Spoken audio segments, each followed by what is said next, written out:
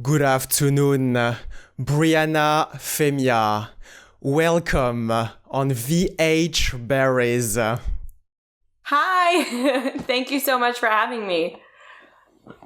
I am extremely grateful because the MacDougall Street is a one-way road in New York City, going from north to south in the Greenwich Village. And you have outwitted that system simply by walking as sidewalks are going both ways. How are you doing today? I'm doing great. I love that intro. I love it. I'm doing awesome. I'm really excited to be here. And how are you doing? I am also doing good. And when we are crossing the road on MacDougall Street, we can find a tavern hiding many secrets because it was your workspace, both in the culinary and the theatrical arts. That is true. It was a full circle moment for me, but yes. Yes. I am just so excited to talk about, to be honest with you, that I know what you're getting into. You're getting into Gossip Girl, right?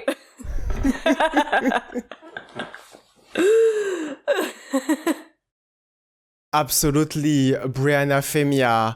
And that tavern is indeed distributing French omelette and butter lettuce salad at the same pace as the line that you delivered in the television series Gossip Girl. Yes. I honestly, it was a great experience. It was a very fun show to work on. And yeah, and also working there for many years before that, definitely made me feel at home 100%. Working there at the Minetta Tavern made that day easier. And I would love to know more about this very special adventure. Can you tell us a little bit more about it? Yes. So I actually worked at Minetta Tavern. For those of you who don't know, it's a French steakhouse in the Village, very famous.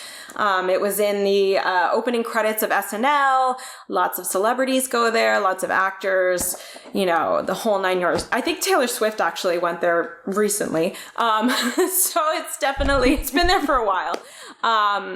We are known, well, I say we as if I still work there. I don't work there anymore, but I love my time there. It was a great experience. And, to be honest, it was one of those things where, I started out as a hostess, co-check first, then hostess.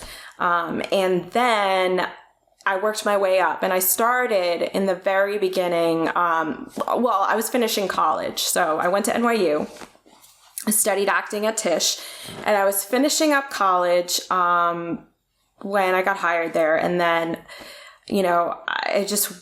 I loved working there. First of all, it was great, but it was also, there was a, nice perk getting to see all the super cool celebrities and actors. And, it was nice to see that side of things. And yeah, I think I was actually one of the youngest maitre d's to be, cause I ended up becoming a manager, within that 5 years. And it was a really, really cool experience. But I will say that, the whole time it's a very hard restaurant to work in just because it's very tiny. And so there's a lot of figuring out, because my job was essentially to figure out where everyone's going to sit. And so there were quite a few instances where I was freaking out because I had no idea, where a certain A-list celebrity was going to sit and that their table wasn't ready yet. It was a lot of like crazy, lots of nerves, with that job as well. But then I worked there, and while I was working there, I was obviously pursuing my career as an actress, and I worked there for 5 years. And then once the pandemic hit, I decided, it was time to take a break from the job, obviously. And then flash forward a few years later, I got an audition for the final episode of Gossip Girl on HBO. And it just the scene happened to be at Minetta Tavern. I was auditioning for the hostess, and I just thought to myself, I was like, this is the craziest thing ever. It was the exact same role that I had been working, living, being, And then now I'm on the other side of it, where I am acting and doing what I love to do, doing what I'm passionate about. And so I ended up booking the role.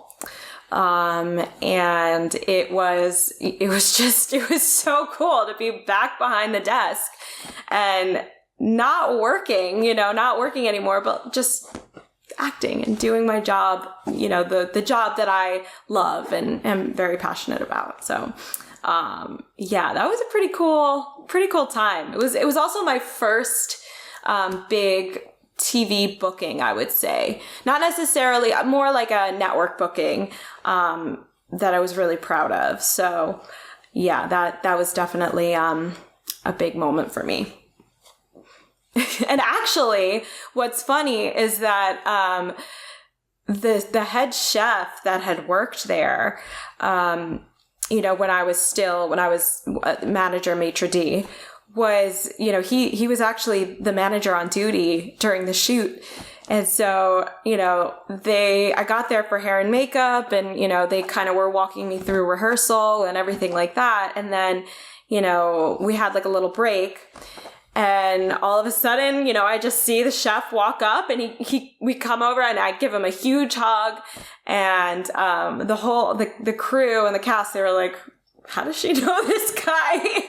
And so I was like, yeah, I actually used to work here. And everyone was like, what? They just had this, like, they were like, I had no idea. So it was a pretty cool moment. Indeed. It was a pretty cool moment. And you just mentioned that recently Taylor Swift was probably there. Yeah. But you forgot that Briana Taylor Femia was also there. Ooh, that is true. That is very true. Yes. I don't know if I live up to Taylor Swift's fame, but you know what? I will take it.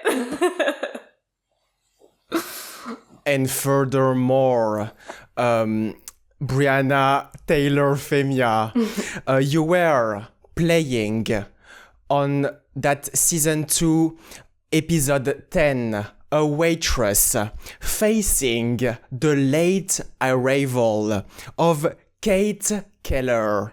Mm-hmm. Yes. Can you tell us a little bit more about those lines, and particularly the first one, "We are closed for the night"? Yes. So it's actually pretty, to be honest, the writing itself was pretty true to life, because there are a lot of people that would walk in late night, and we would be waiting for people to walk out, to go out, like they'd be paying their check or whatever. We weren't taking any new customers.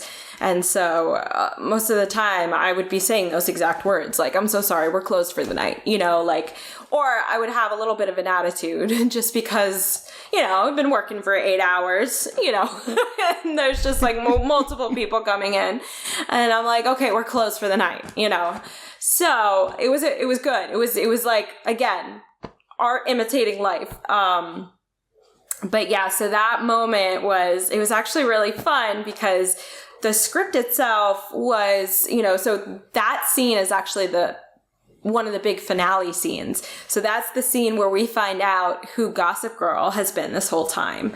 And I was just so excited to be a part of it. Like, just being a part of the restaurant and being part of, the fabric of that scene. And, I kind of brought an idea into it, because a lot of people, could have played it a little bit more like, okay, I'm the good hostess. I'm working. I'm, doing my job. I'm good at my job. I'm reliable. I'm professional. So I kind of played it a little bit more, to be honest with you, there are a lot of hostesses in New York City, that are, I would say they have a little bit more of like a, what's the word? I guess attitude, but kind of a little bit of snootiness. That's the word, snootiness. So especially when you're working in a higher end restaurant like that, you get a lot of clients that are, A-list, like I said, celebrities, actors.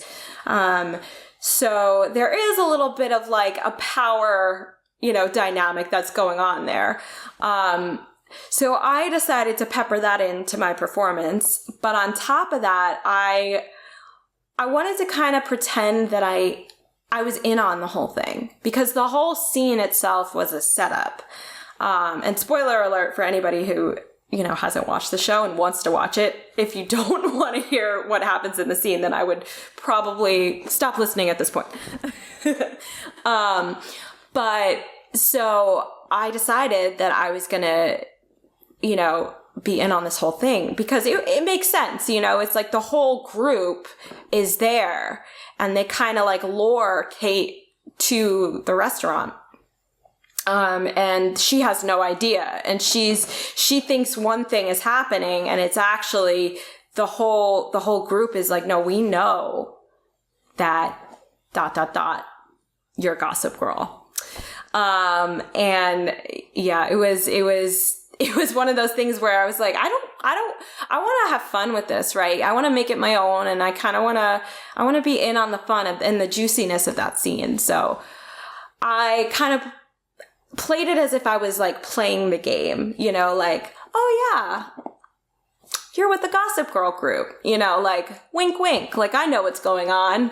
Follow me. And then, so I kind of added a little bit to it, which to me, it was a fun little thing to do. But also the director, Josh Safran, who's a creator, of this Gossip Girl and also the original Gossip Girl, he was actually the director on that show as well, in that episode. And he was like, I love how you're like in on it. He's like, keep that. So it was actually, I was like, okay, great. We got the plot, the thumbs up from the director, / showrunner / producer. So that was cool. And then, we did my scene at the end of the day, actually. It was the last scene, like, cause it was a long process. So I got there very early in the morning and then it was, I think, maybe like 6 p.m. or around that time. It was like, that was when it was my turn finally to film, which is usually how it works. Usually the stars will go first. Their coverage will, they'll get their coverage and then they'll turn it around on the other person who's, the day player or whatever it is. And so I did it in 3 takes and he kind of changed the line a little bit too. He was like, okay, I want you to say this instead also. He wanted to add Danny Strong, because Danny Strong, I don't know if I'm allowed to name drop people, but Danny Strong is actually a big regular at the restaurant. And so it would make sense that he, was saying, Danny Strong's right this way, which was what my line was actually in the final take. And, Danny Strong is for those who don't know, he's a big screenwriter, producer, director. He's also, he's acted as well. So he's kind of like a multi-hyphenate. And yeah, he's there. Like he was there with, quite a few celebrities, like meeting about certain movies that they were producing and going to do. So it was cool. It was a nice way to, I really feel like they wanted it to be like the true to life, like this is actually what happens. There is a little bit of a culture around Minetta Tavern. It's not a little bit, a lot, there's a lot of regulars. There's a lot of very fun, people that go there. So, so he did a great job really keeping it, honest and true to what it actually is like. And also I felt too that was, they were like, oh, I want you to do something in the beginning. I want you to be, what could you be doing to busy yourself before she walks in the door? And I was like, I got it. So this is what we would do. We would have to sort the wine lists from the actual food menus. So I was like, okay, here we go. So I like mixed them all up because that's how, like all the floor managers would kind of walk around the room and pick up the wine, the wine lists and the menus, the food menus that were used. And they would bring them back to the hostess stand. And then that was our job. Like when, nothing was going on, we would have to sort through them and kind of like, okay, the wine list goes on top and then the food menu goes in underneath it. And so I was like, yep, got it. Know what to do. So, you have there's a lot of benefits to like actually working and knowing the space, working in the space and knowing the space before you film. So, that was a great blessing, honestly, in my opinion, for me to kind of already have that understanding of the environment. It definitely worked to my benefit in that way, and informed my performance as well. So I was really happy with the result too. I thought it was a fun, a fun thing to kind of introduce. Like I had that at the beginning of my reel. Now I've had other projects that I've done, but I was just like, I just want to keep that at the beginning because, it's like a nice lead in, like, oh, walk through the door, we're closed for the night, like, but yeah, it was definitely one of the most memorable experiences, or not most memorable, but like it meant a lot to me. So yeah. As a matter of fact, Briana Femia, the waitress, should have said, we're closed for the night because we're running out of French omelette. Yeah. And your actual quote, and burgers, that current quote made her an unsubstantial gatekeeper as she allows her to enter a place where she is not invited. That's it. Yeah, it's true, honestly. And I kind of don't think I was really invited to the party, but I invited myself. I was like, I'm gonna be in on this and then I'm in the background when they're doing the big reveal. So I was like, you know what, this is. I'm gonna inch my way into this a little bit. But yes, it was a big trap for her though. For Kate, it was a huge trap for her. And she definitely fell for it. And I was the gatekeeper, as you said. Moreover, Briana Femia, that chapter of your life in which you were placing the people in the corner booth was a unique moment of the past that lights up your tomorrow, exactly like a magnolia in the middle of the strawberry fields. Aha! I see what you're doing with that. Yes, Strawberry Fields is actually, that was a short that I did a while ago. I got you. I know exactly where you're going with that. I love it. Strawberry Fields was actually something that I did It was right after I graduated college, actually. No, it wasn't. I didn't graduate college at that point. I was still in school. I think it was like the summer of my sophomore year. I just started like submitting myself because I didn't have an agent at that point. I was just, in school, obviously, but then also just submitting myself to like the casting websites. I think it was Backstage at that point. And then I auditioned for this random short film and got the lead in it, and that was fun. It was a New York Film Academy short, and it was a cool.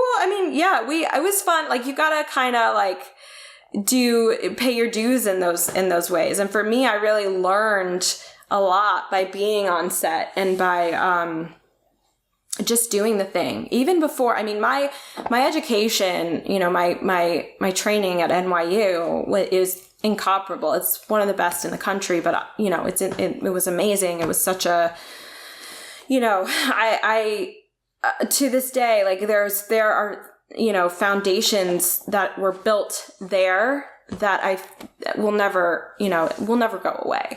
And so I think when I filmed that short, I was still kind of like, I was still feeling my way around, cause as you get older, you get more confident in your abilities and your talent. And not just that, you learn, you experience as a human being, life. And, so there's so many things that I was like, I know everything. I know what I need to do. I know, and I realized once I got to school, I was like, I know nothing. So I and that's kind of part of their curriculum too. They're kind of like, you're going to unlearn everything that you thought you knew, and we're going to redo it for you. We're going to teach you, completely different, have a completely different mindset in that way. But yeah, so Strawberry Fields, I can't even remember. It was really short, and it was like a black and white, it was a black and white film. Yeah. That was definitely one of those things where I just wanted to be in front of the camera, and I was like, I don't even think there were lines in that. I think it was just like kind of like a vignette type situation, like a tableau thing. I was like fighting with my boyfriend or something, and we were at Strawberry Fields, and it was just a very artsy thing, which was what you did, as a a lot of student films like that that's what they're known for. And I had fun, and the director was great. And, it was nice to be a part. I love the Beatles, so it's nice to be a part of, have something to their name. But yeah, I think that's like one of the projects that's like long ago. I feel like I don't remember as much about that one, but I do know that I was just cutting my teeth. I was just starting to, cut my teeth, in front of the camera, like for actual jobs. So. Absolutely. Briana Femia, you were cutting your teeth to reuse that expression. My phrase, yeah. And Strawberry Fields happened 147 months ago in July of 2014.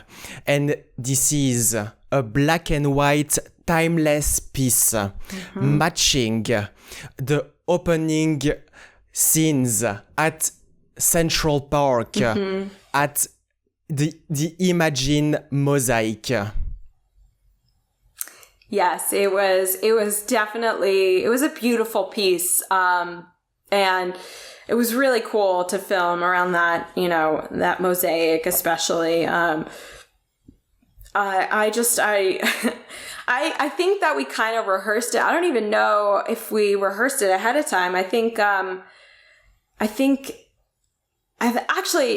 So there was an audition, but it was more of like, a scenario as opposed to like, we want you, it was more improv. than it was like, you know, a set script. So I was just happy to be a part of it. I was so happy to be a part of anything, you know, being able to be in front of the camera and really learn. Because the only way, to be honest with you, the only way that you can really, you know, you can learn so much in school, but like once you actually do the thing, there's so many, you know, do the thing as in like get in front of the camera and work and do, you know, be in a scene with, you know, a professional production. You realize that there's a lot of other things that you need to learn and be aware of. Not necessarily just like, okay, this is how I'm a good actor. This is how I be a good actor, right? But it's also about, you know, knowing the technical stuff, right? Like, okay, I have to make sure that my eyeline is correct. I have to make sure that, you know, I'm having, you know, that I'm getting the right blocking, right? Like you know, because obviously you don't want to be off frame. You want to follow the light and be in front of the camera.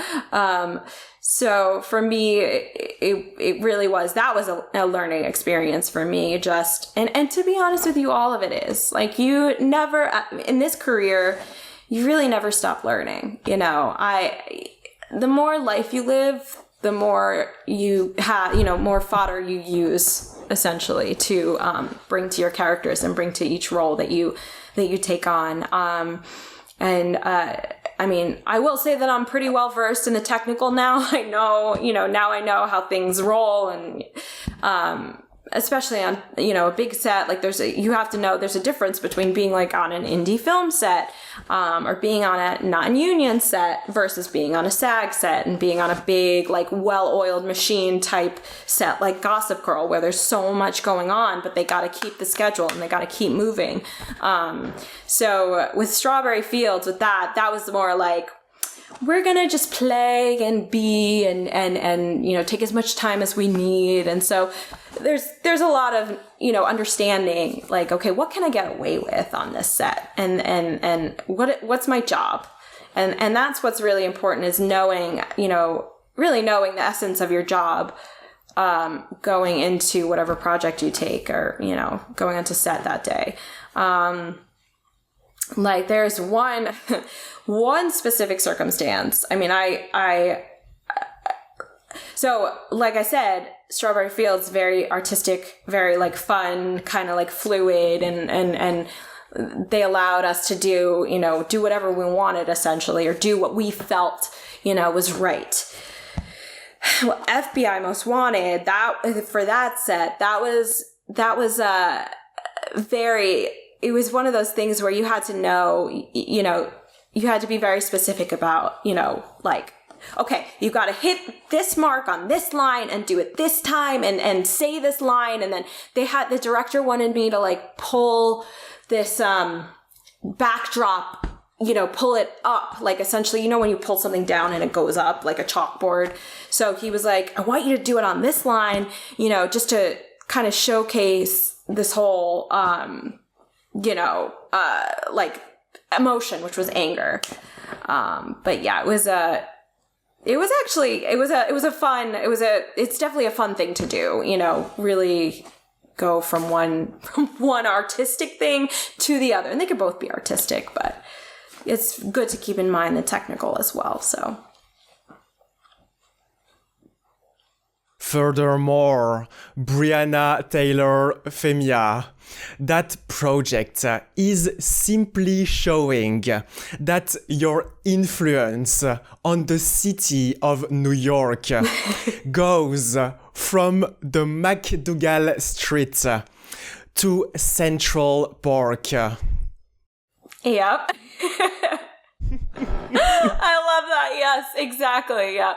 Yeah, there's a lot of projects that I've done that are all over New York, including East New York, right? Like all over New York City. Actually though, FBI Most Wanted, that was in Newark, New Jersey. So that's the only outlier. But yes, East New York is in New York. So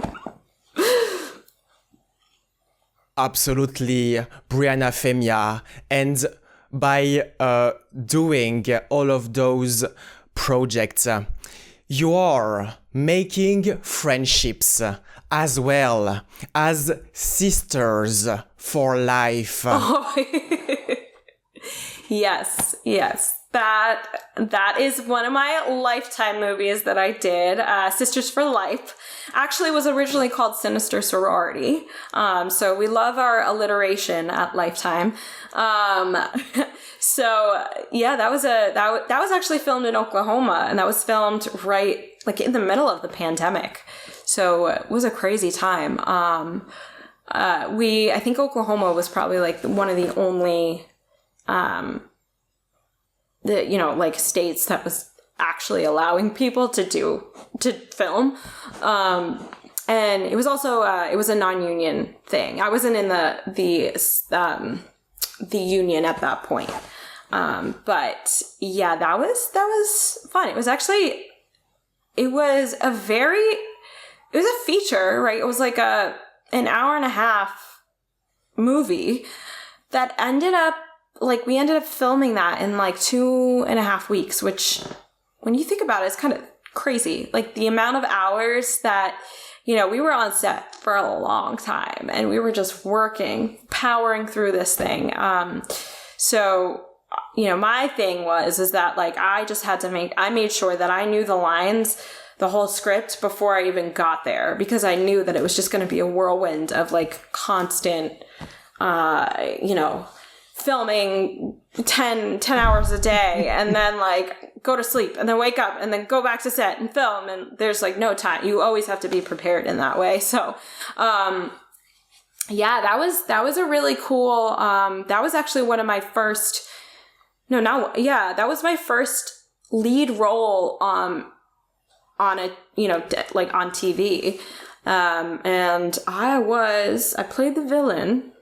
I tend to, my type, it can go back and forth, but I tend to play the villain a lot. I just feel like it's fun. That's kind of my, it's always fun to play the opposite of what you are, and figure out like why someone is the way they are, if they're doing awful things, like, that went morbid real quick because she's a killer. But anyway, so the girl that I played in that was wanted to be in this sorority, like, and I think the log line was, she will kill to get in. And this is true. That's exactly what she did. In full Lifetime fashion, as you know. And that, I loved everyone that I worked with on that set. I actually made lifelong friends on that set. And this director was great. The director was amazing. It was, again, I went into this super nervous because that was my first lead, and I was in almost every scene. And so I just kind of was like, oh God, this is like really baptism by fire. But that's not necessarily true. I've worked, I've studied and taken the classes and done the prep and made sure I was prepared. But sometimes I guess you just never really feel ready until you're actually doing the thing. You just have to jump and, leap, and the net will appear.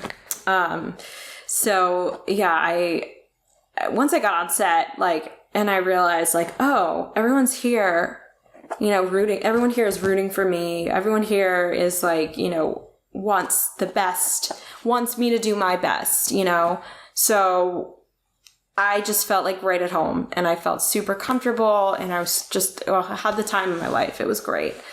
And we got to do a lot of fun stunts too. We did, there were actually quite a few things that might have been a little like, I don't know, like I got to hit my co-star with a hairdryer, not actually, but like I still have that in my reel. It's one of my favorite things that I did. It was so fun. And yeah, that was cool. And then there was like, what else did I do? Oh, the end scene. oh my gosh, we were there until like 4 a.m, the finale, like where, the good girls, the good leads confront me. Like I'm about to kill everyone. And they're like, no, and I had one of the girls, my character had one of the girls tied up, and it was insane. There was just a lot of physical stunt work that we had to do that night. And we didn't really have a day. We didn't have an extra rehearsal time. We did it right, like before actual filming. So that was definitely a nerve-wracking experience for me and for my co-star, because we were both like, okay, we got to get this down. It's a long scene too. It's pretty long, we had like monologues, and there was a point where we were just like circling each other at the end of it. And I just had these long drawn out like monologues, just like explaining myself, like, this is why I do what I do. And, but again, it was just, there were so many things to remember. Like, okay, then you have to jump on this and get the knife and grab this and push her against the dresser, but don't actually hurt her. Like, all this stuff. So it was definitely it was challenging, but challenging in a great way, and I learned a lot from that, because you kind of just, at the end of the day, you kind of just have to roll with the punches and be like, hey, I don't really know. I'm not sure I know what I'm doing at this point, but I got to just go with it. And we got to get the take, and we got to just run. And I really feel like that experience itself was, kind of gave me the confidence to trust in myself, and like, no matter what, I'm going to do something and I'm going to land on my feet. Like, I just have to think that way, because again, there's a lot of moving parts on a set, and you have to remember so many things. And so there really is something to be said about getting to a point where you can say, I got this. I can trust myself. I know that I got this. And so it took me a long time to get to that point, because imposter syndrome always likes to creep its way in, as it does. And I still have to remind myself to this day, I got this. But yeah, I do feel like that particular set kind of really pushed the boundaries on what I realized I'm capable of. So that was a great formative experience for me. You were ready from day one to play the villain, Bailey Adams. Bailey. And Sister for Life is one of my favorite horror and drama feature film. Really? As she is. I love it. That's awesome. Thank you. She is a face with two sides. Mm-hmm. Exactly. Like in the Shakamakson Lakes, deep waters, hiding, both harmless, algae, and some nasty bass carnivorous freshwater ray-finned fish in the township of Scotch Plains. Oh yeah, that's my hometown, Scotch Plains, New Jersey. That's where I was born and raised. Well, born in Elizabeth, but raised in Scotch Plains.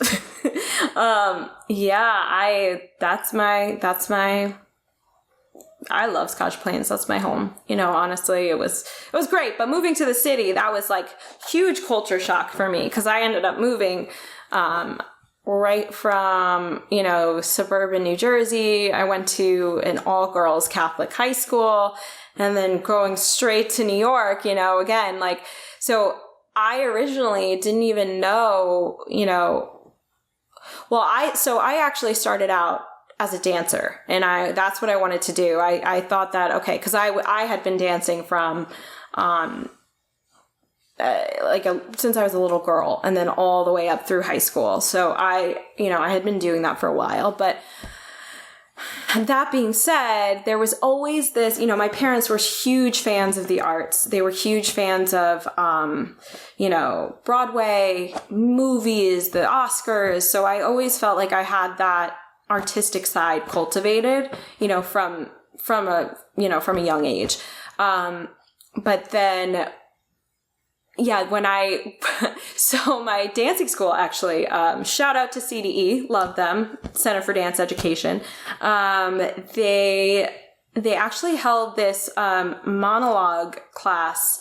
There was a really accomplished actress she was one of the moms of one of the girls. And she offered to do like a monologue class, and it was like, I must have been maybe like 10 or something. And I took the class. Like I wanted, my mom actually signed me up, and my cousins were signed up as well. So we all took the class together. And, I just remember like, oh my God, I'm going to do this monologue. You know, and I just remember learning it and working on it. And it had so much fun. And then the final, class, the teacher, so the way it was that we worked on these monologues in class. We did like a bunch of acting stuff, you know, like acting exercises, things like that. And my, this teacher, so our final class was essentially going to be, you know, everyone performs the monologues. We invite the parents. They're going to sit and watch, and then she is going to give us notes or give us feedback, kind of like an actual workshop or whatever. And so the parents were going to be able to see that. So, that day I remember what was I do? I don't even remember the monologue I did. But I just remember like, this is like something clicked. I was like, this is it. I love this. And so she had me go last. And you know, every single person that went up before me, she was like, okay, I would do this. You know, we need to change this. We need to work on this.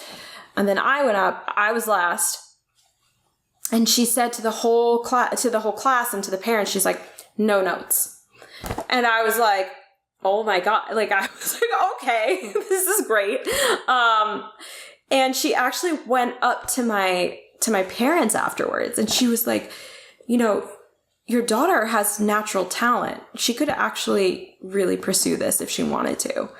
And so, yeah, like, so from that moment, I was like, oh, this is, because, you know, again, like I just always was drawn to, you know, movies and plays, and I loved seeing Broadway shows. And so, for me, I was like, okay, I think I could do this. So then I started going on, you know, doing the, you know, school plays, and then moved on to, I took like a bunch of musical theater classes. I did lots of acting classes. I did voice lessons. I did the whole thing all the way through high school. And then once I got to high school, I started to do community theater. And then at that point I was like, okay, I need to make a decision. I need to decide, like, am I going to go to college? You know, what am I going to do? Am I going to do this? Am I going to do something else? Like, let's get serious about our life and career and, you know, what our future is going to be. And so I tried to find other things that I could possibly want to do.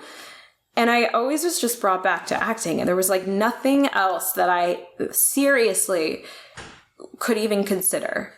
And so that's when, you know, my parents were actually, I really, really am grateful for them, because they never, you know, a lot of parents are not always like receptive to that. Like, hey, Mom, I want to be an actor, you know, because it's a very rocky, not an easy field at all. Lots of rejection.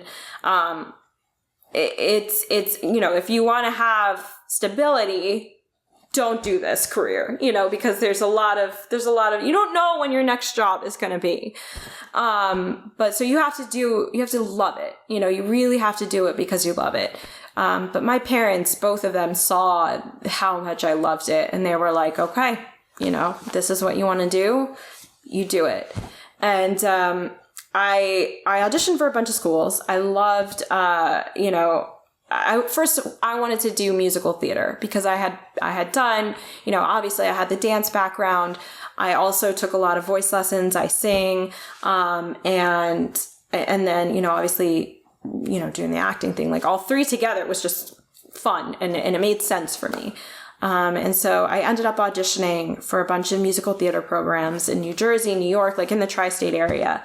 And NYU was the only school that was like the big top school that I auditioned for. Like I kind of knew it was like NYU or bust, if it's not NYU, then, then I'm going to have to figure something else out. But I actually was offered not a full ride, but like a really substantial scholarship, to another school. And I was actually set to go there. And then the acceptance letters for NYU for Tisch came super late. And all of a sudden I'm like, oh my God, because I hadn't heard. And so I just assumed that I didn't get in, and it was an acceptance letter. I had, gotten into the school, and I was like freaking out. I was like, this is where I have to go. There's no question. So, I didn't do, because they had a musical theater program, but the way that Tisch works is that Tisch is like, you can do acting, right? A straight acting studio, or you could do musical theater. Like they have them separated into different studios. And, so I ended up getting accepted into the straight acting studio, the Meisner studio. And I did that for 3 years. It was great. Loved it. Best, to me, best education that I've ever had.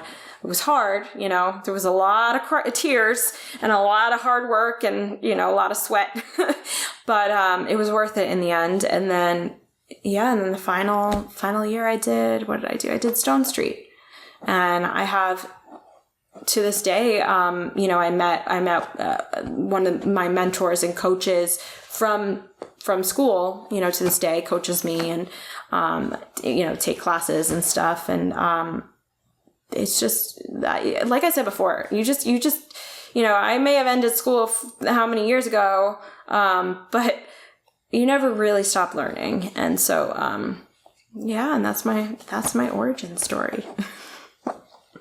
And now I'm doing the thing, which I am very grateful to be in this field and to have gotten, the things that I have. It is a very tough field, and it's not for the faint of heart. So I do feel very fortunate with the work that I've done, and with, the recognition in that way. So, I just want to keep on doing it. It was your origin story. Yes. And in conclusion, you had a choice between dance and theater, and you chose the theater, probably because your middle name is Taylor, and theater also starts with the same letter. Thank you very much, Briana Taylor Femia. Thank you. It was so fun being here. I'm so happy and so grateful. It was so nice to talk to you, and I love your voice. You have such an amazing voice. So it's a great time. Thank you.